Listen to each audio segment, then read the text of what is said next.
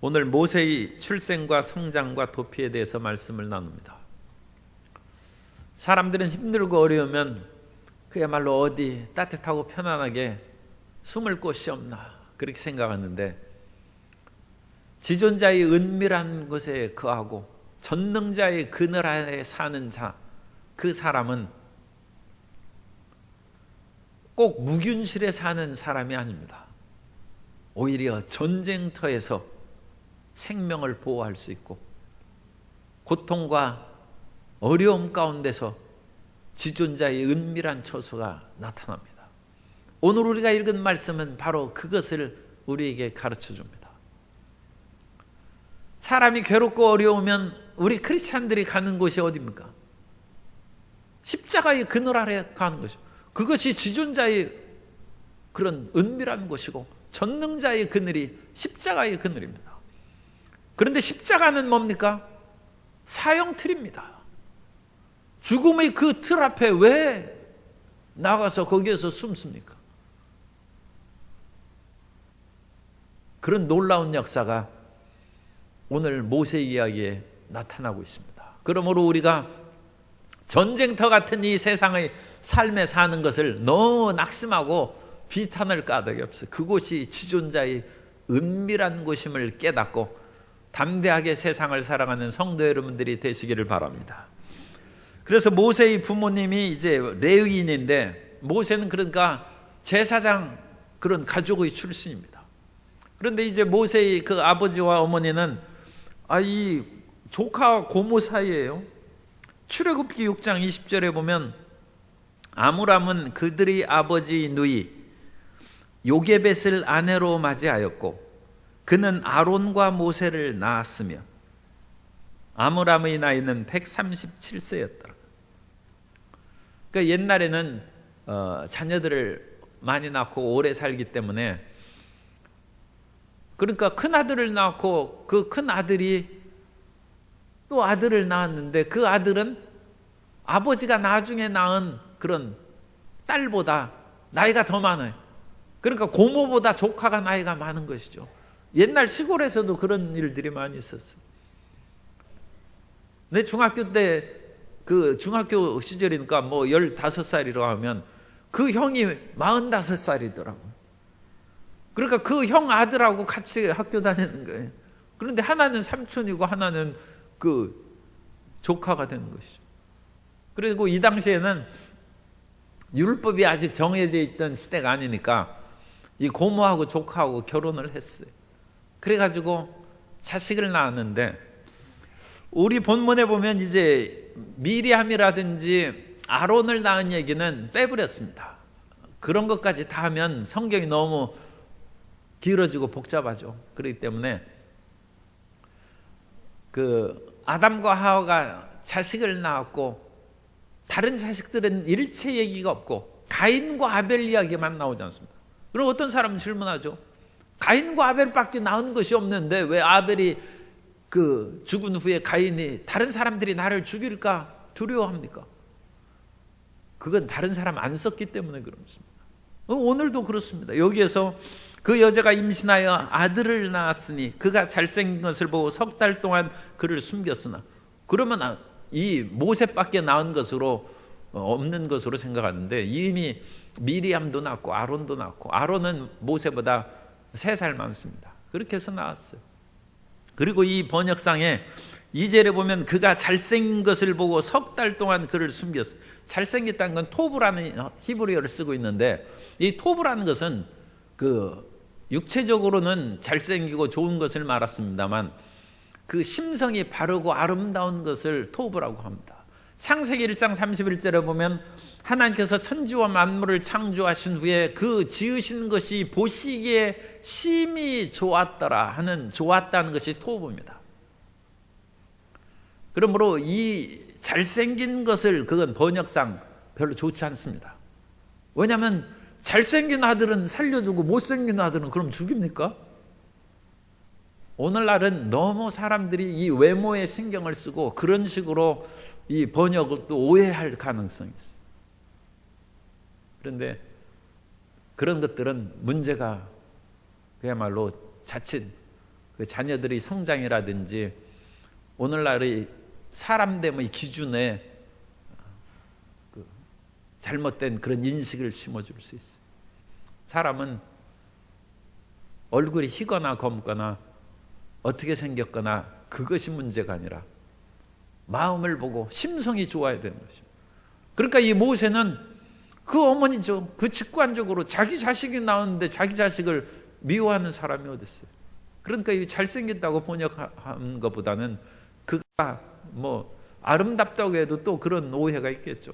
어쨌든 간에 그의 그 마음과 그 모든 것이 하나님 보시기에 좋은 것처럼 그냥 좋았다는 거죠. 그 애를 사랑스러운 것을 보고 그런 식으로 하는 것이 좋겠어요. 그가 사랑스러운 것을 보고 좋은 것을 보고 석 달 동안 그를 숨겼으나 더 이상 숨길 수 없게 되었다. 어릴 때는 그러니까 그것을 포대기에 감추고 뭐 해가지고 그를 키웠는데 점점 커니까 울음소리도 커지고 활동 범위도 늘어나고 그러니까 이제 이웃 사람들이 알 수도 있고 애굽 사람들이 알면 남자아이는 나일 강물에 던져놔라고 했지 않습니까? 강물에 던져서 죽이라고 했어요. 그러니까 더 이상 키울 수가 없게 되었어요. 만일 이 모세를 계속 키우다가 발각되면 자기 집안이 화를 당할 수 있고 그러면 아론도 죽을 수 있고 미리암도 죽을 수 있고 그 집안이 큰 낭패를 당할 수 있어요. 할 수 없이 모세를 이제 버려야 됩니다. 그런데 모세를 숨기고 산속에 들어가서 살 수 있겠습니까? 하나님, 내가 이 세상 사는 것이 너무 어렵고 힘드니까 나를 깊은 산속에 숨겨서 나를 보호하여 주십시오. 그렇게 우리가 기도할 수도 있어요. 이 세상 이 치열한 그럼 그야말로 레드오션의 이 세계 속에서 직장생활 너무 힘들고 괴로워서 그만두고 어디 가서 채소밭이나 하고 감자나 심고 살까? 이 세상에 가장 안전한 곳이 도시의 번화가입니다. 산속의 그런 모든 것들이 평안하고 행복한 것은 아닙니다. 모세의 어머니는 지혜로운 사람입니다. 그래서 이 모세의 어머니는 모세를 숨기기 위해서 사막으로 가지 아니하고 바닷가로 가지 아니하고 모세를 나일강에서 키웁니다. 그래서 상자를 만들었는데 역청과 나무찐을 칠하고 아기를 거기 담아 나일강과 갈대 사이에 두고 모세 떠내려 버리려면 그 강물이 있는 데야지 갈대 하면 떠내려 가는 것이 아니죠. 이 나일강 옆에 있는 갈대는 그것은 거기에다가 숨겨두는 장소로 만든 것이지 모세 떠내려 보내려고 한 것이 아닙니다. 그리고 그 갈대 상자에 숨기고 있으면서 먹을 것도 주고 젖도 주고 아마 그 미리암이 여기서 지켜보고 있지 않습니까? 노예가. 그런 것처럼 틈틈이 지켜보고 그 모든 것을 살펴본 것으로 생각합니다. 여기에서 상자라는 그 단어가 놀라운 그런 단어를 쓰고 있어요. 테바라는 단어를 쓰고 있는데 이것은 노아의 방주가 테바입니다. 그러니까 모세의 어머니는 방주를 만들었어요. 노아의 방주에는 여러 짐승들이 들어가서 홍수를 피해서 다 살아남은 것처럼 똑같은 단어를 모세 어머니가 만들었어요. 상자를 만들었어요.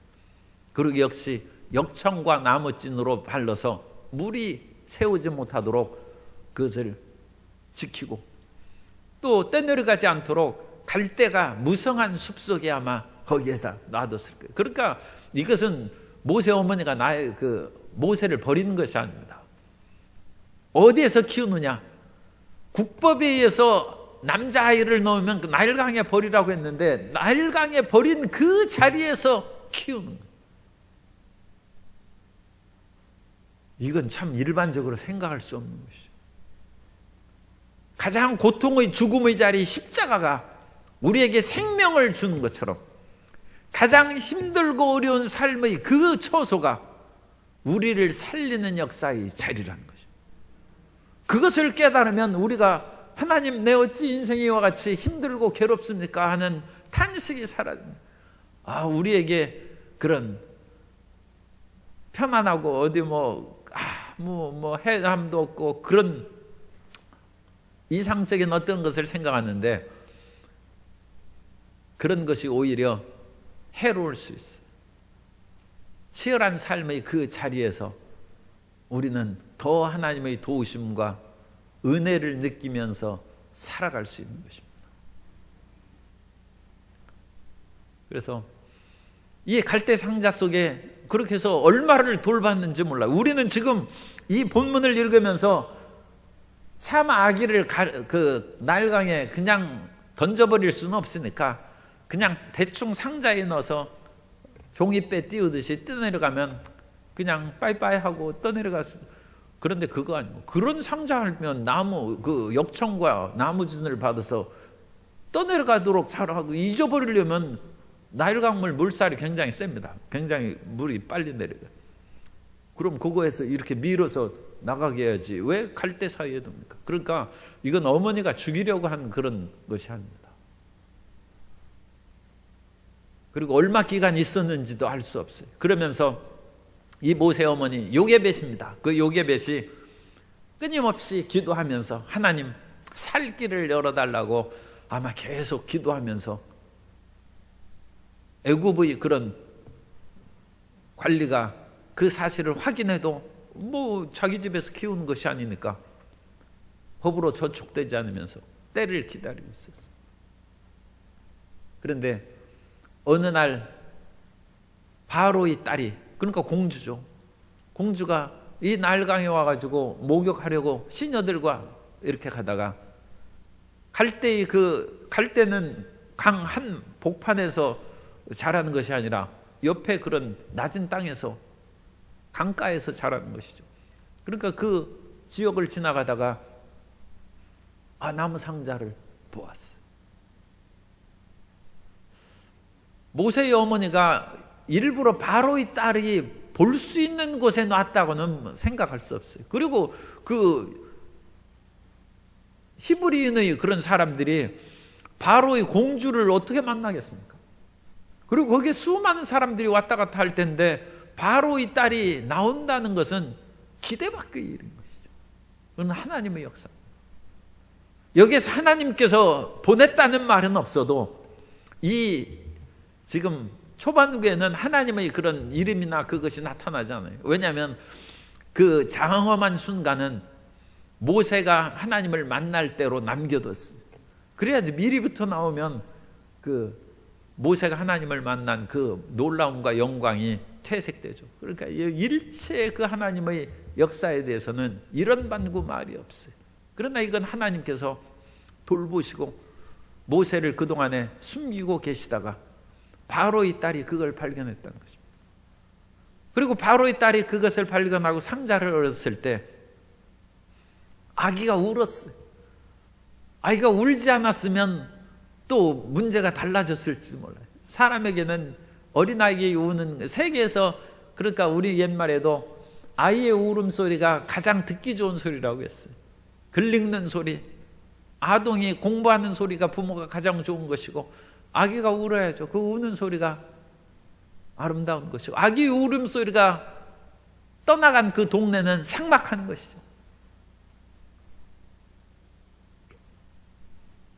이 바로의 딸은 이제 누군지 확실하지는 않습니다만, 만일 핫셉슈트라고 한다면 결혼했는데 자녀를 못 낳는 사람입니다. 그래서 이 아이를 양자로 맞아들이는 그 계기가 이제 되는. 그런데 그 아기를 보면서 미운 마음이 들으면, 그러면 옛날에도 그 업동이라고 해서 집 앞에다가 아기를 버리면 그 아기를 탁 보고 마음에 들으면 데려다가 키우는 것이고, 그렇지 않으면 경찰서에 신고하는 것이죠. 그것은 하나님의 역사입니다. 바로의 딸이 그것을, 아기가 우는 것을 보고 그 마음에 감동이 있어요. 그리고 아이가 우니까 난처한 생각이 또 들었죠. 그런데 모세의 누이가 멀리서 보다가 그 기회에 딱 찾아가서 얘기를 하는 거예요. 이 아기를 위하여, 당신을 위해서 이 아기를 키울 유모를 제가 데려와도 되겠습니까?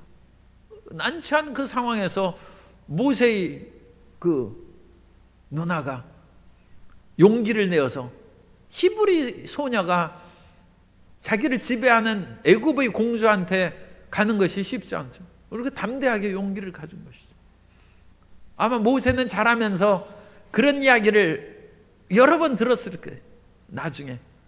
그러니까 미리암이 나중에 모세를 그렇게 비판해가지고 문둥병 걸렸을 때, 나병에 걸렸을 때 모세가 하나님 앞에 기도하지 않습니까?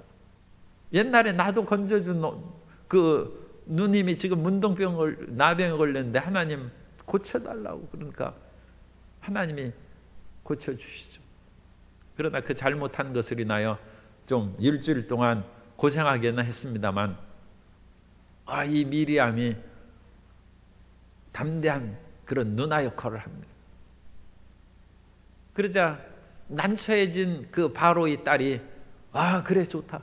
히브리 유모를 그러면 데려와서 이 아이를 키우도록 하라 하니까 제까닥 자기 모세의 진짜 어머니를 딱 데려다줘.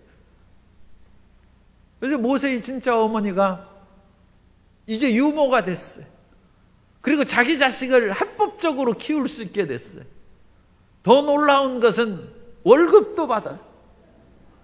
자기 자식을 키우면서 월급 받는 사람 이 세상에 이게 또 처음에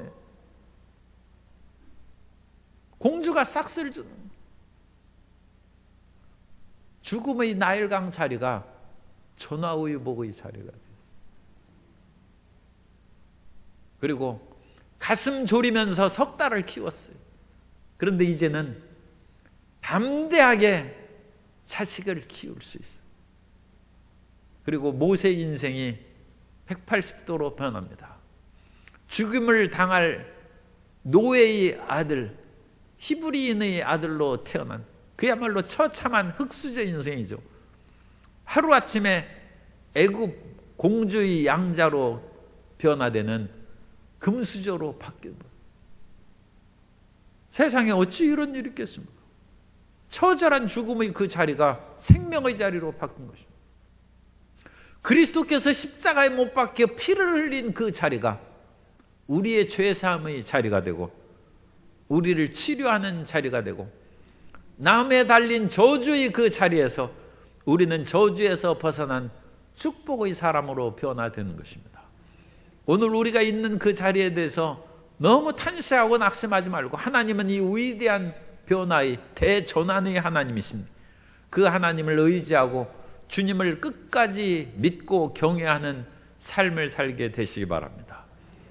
그래서 멀리 떠나갈 필요 없어요. 옛날부터 이 숨는 그거에 대해서 고사들이 많이 있습니다.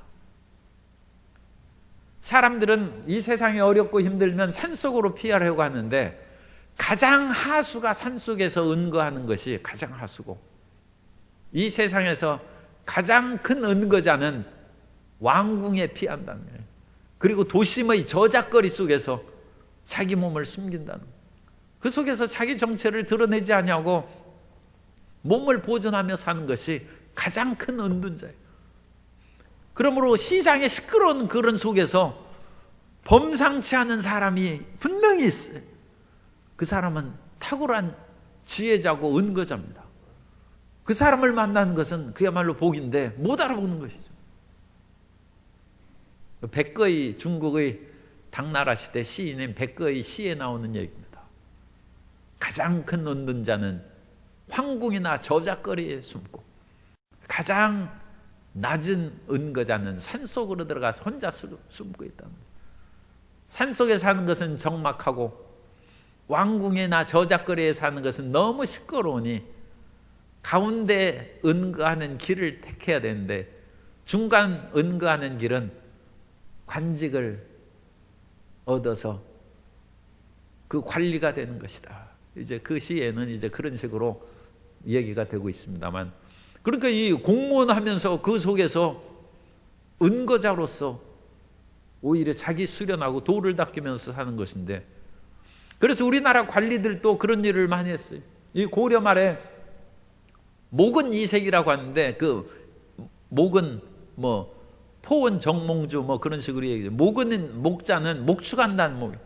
그러니까 양씨는 사람인데 이 사람은 탁월한 선비고, 포원할 때 포는 채소밭 포자입니다. 채소밭에서 물 주는 사람인데 이게 보통 사람이 아니에요. 그래서 그런 식으로 호를 지었다는 것은 아마 이런 그 은거의 놀라운 비결을 깨닫고 그와 같이 호를 지은 것이 아닌가 그렇게 생각합니다. 그러므로 우리 성도님들도 내가 있는 삶의 자리가 하나님의 지존자의 그런 은밀한 처소고 전능자의 그늘인 것을 생각하고, 어느 곳이 있는지 그 자리에 십자가의 역사가 있으면 그곳에 생명의 역사가 있다는 것을 잊지 않게 되시기를 바랍니다. 이왕 말이 나왔으니까 드리는 말씀인데, 나비 가운데 부전나비가 있어요. 나비 일종입니다. 그런데 우리가 가끔 여름 보면 개미들이 와가지고 이 애벌레를 막 붙잡고 해가지고 벌레를 끌고 가는 것을 봐요. 참 이제 불쌍해서 가끔 떼주기도 하고 그런데, 또 개미도 먹고 살아야죠. 어떡하겠어요. 그래가지고 이제 요즘에는 그냥 자연 법칙에 따라서 그냥 놔두는데, 가끔 애벌레가 개미한테 끌려가는 그것을 개미 떼놓으면 애벌레 죽이는 것입니다. 부전나비 애벌레는 알을 개미들이 가장 잘 다니는 곳에 알을 낳는다고. 그리고 부전나비가 이제 그 알을 낳았어요. 그러면 거기에서 알이 부화돼 가지고 애벌레가 이렇게 생기면 그 애벌레가 참 희한한 그런 냄새를 내는 거예요. 그것은 개미 유충의 냄새를 낸답니다. 그래서 개미가 먹을 거 찾아서 이렇게 가다 보니까, 아니 이거 자기 애기가 거기 있네. 왜냐하면 개미 유충의 냄새를 내는 거예요. 개미들이 깜짝 놀라가지고 내 어찌 이것까지 혼자 이렇게 나와 있느냐 하면서 그거 물고 가는 거예요. 그거 먹으려고 가는 것이 아니라 자기 집에 물고 가는 거예요. 그래가지고 물고 가서 먹을 것을 먹여주는데, 이 유충이 보통이 아니에요. 이 과학의 신비입니다. 그 유충이 자라나면서 여왕개미의 소리를 낸다. 그 개미는 두 가지로 이제 사태를, 하나는 호르몬의 그 냄새하고 소리로 그것을 분별한답니다. 그런데 냄새는 처음에는 유충의 냄새를 내고 개미 유충의 냄새를 내는 거예요. 자기 나비 유충의 냄새를 내는 거죠. 그래서 개미가 속아 넘어가게 하고, 조금 자라면서 여왕개미의 음성을 내는 거예요. 그러니까 이 개미들이 여왕 떠받들듯이 그렇게 해가지고 먹여가지고 다 자라면 포로록 해서 나비가 돼서 날아가. 그리고 나비가 돼서 날아간 후에 이게 참 기가 막힌 거예요. 그 나비는 개미들이 가장 잘 다니는 곳에 알을 낳아서 애벌레를 만드는 거예요.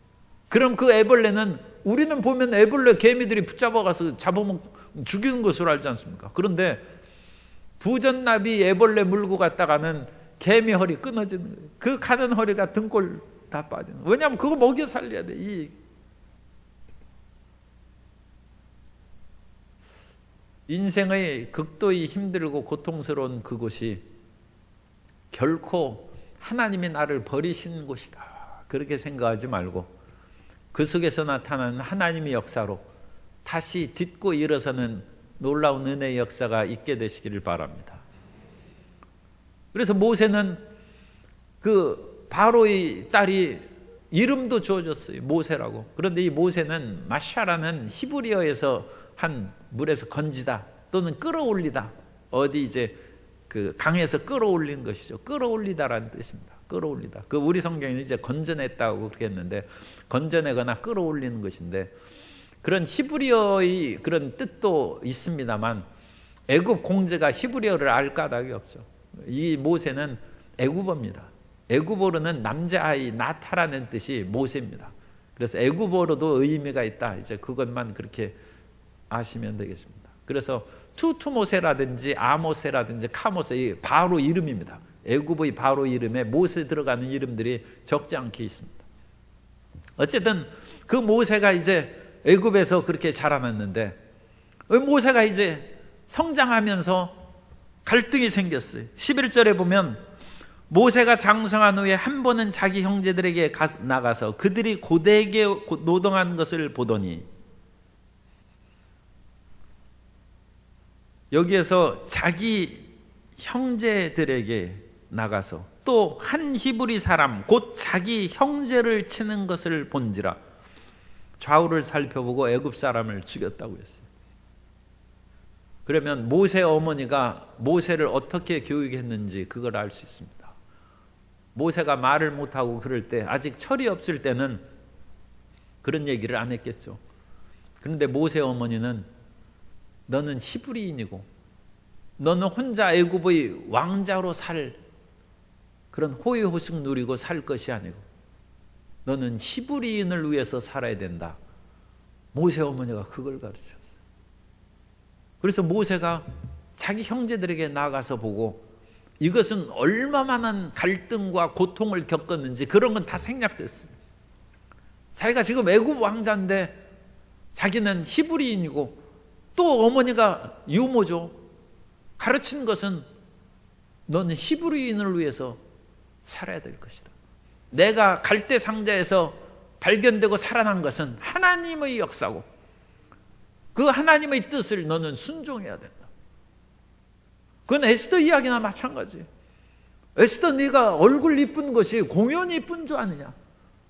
나라와 민족을 구하기 위해서 하나님께서 그렇게 만들어 주신 것이고 너는 너의 아름다운 것을 인하여 너 혼자만 편안하게 왕비가 되어서 호의호식 살 것을 생각하지 말라.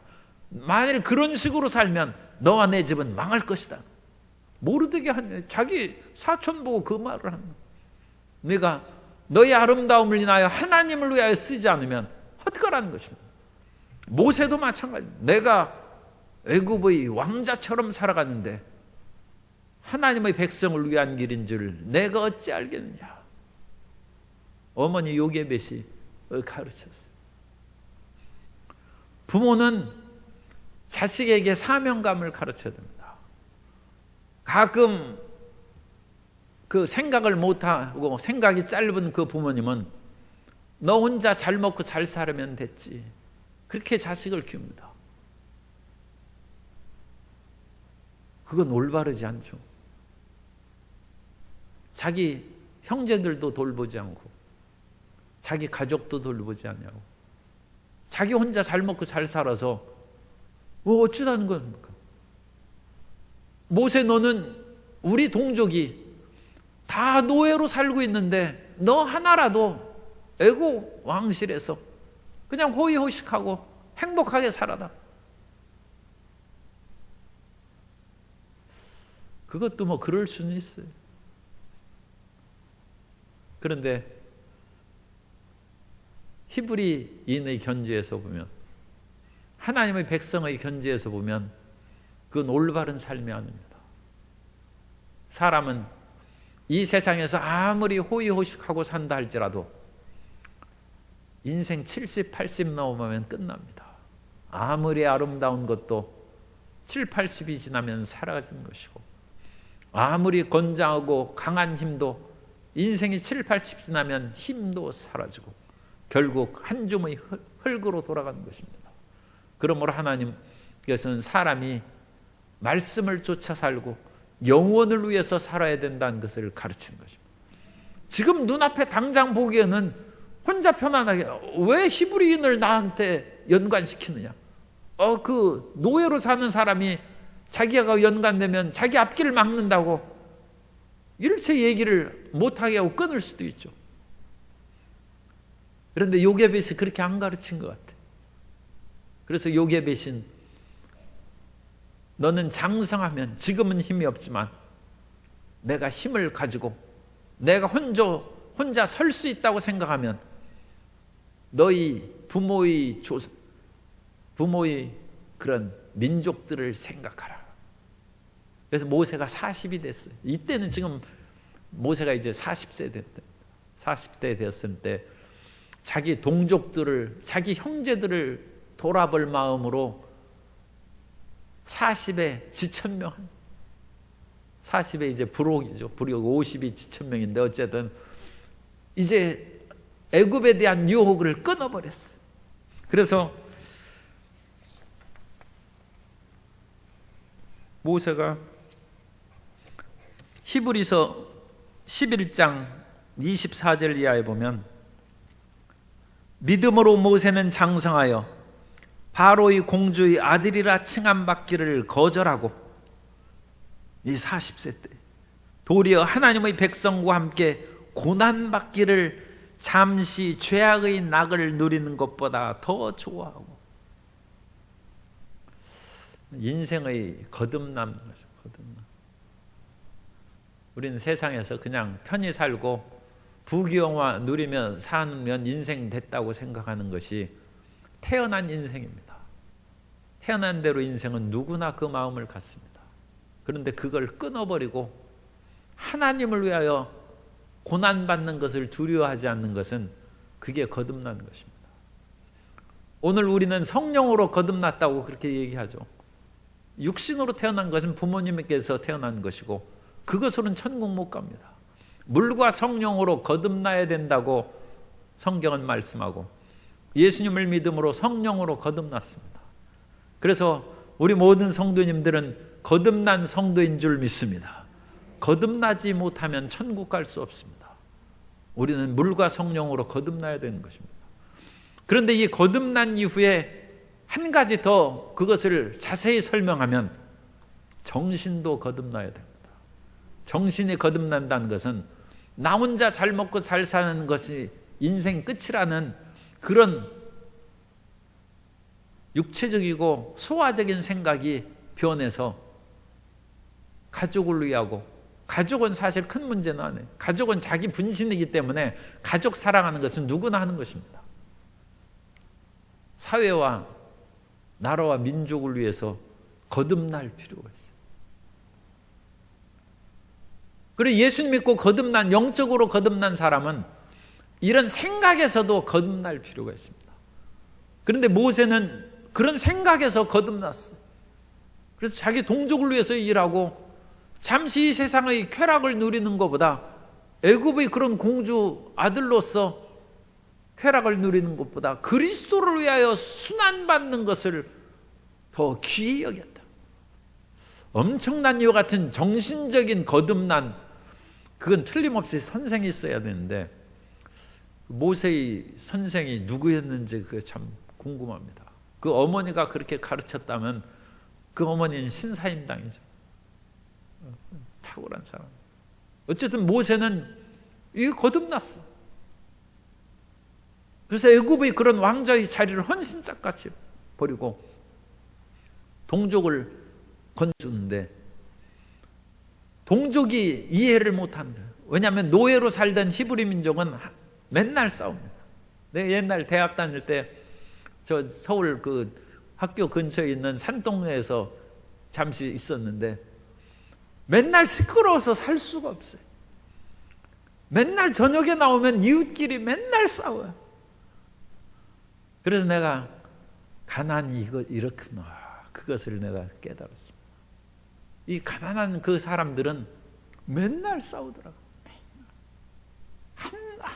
하루도 시끄러운 그 조용한 날이 없어요. 히브리인들이 노예로 살면서 그렇게 싸우는 거예요. 모세가 그들을 말리니까 그 극단적인 삶의 그런 속에서 살아가던 사람들이 모세의 말을 듣고 마음이 순화되고 부드러워지겠습니까? 우리를 언제 너를 다스리는 자나 재판관으로 세웠느냐? 내가 힘있고 그러니까 엊그제 애굽 사람 죽이던데 나도 죽이려느냐? 이 애굽 사람을 몰래 죽이고 모래에 파묻었는데 이 탈로 났어. 그리고 그 사실이 결국 사람들에게 알려지니까 바로가 이제 그를 잡아서 사실 여부를 물어서 애굽인을 죽였으니까 사형당할 수가 있죠. 그런데 그 사실을 조사한다는 것이 모세도 이제 왕자처럼 자랐으니까 그것을 알았을 거 아닙니까? 그래서 서둘러 미디안으로 도망을 갔어요.